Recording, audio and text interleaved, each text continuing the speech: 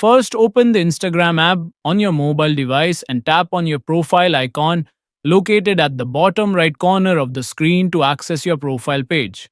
Once you're on your profile, tap the three horizontal lines at the top right corner to open the menu, then tap on Account Center from the list of available options.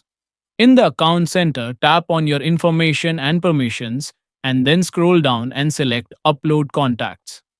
After tapping on this, you will be prompted to select the Instagram profile for which you want to upload the contacts. Choose the appropriate profile and make sure the Connect Contacts option is turned on. This allows Instagram to sync your phone's contact list with your account. Once this is done, go back to your profile page and you'll notice a contact symbol, usually resembling a person or silhouette, next to the Share Profile button. Tap on this icon, and Instagram will display a list of contacts from your phone who have Instagram accounts, making it easy to discover people you may know or wish to follow. This feature helps you connect with existing contacts who are active on Instagram, and that's it. You've successfully accessed the list of your synced contacts.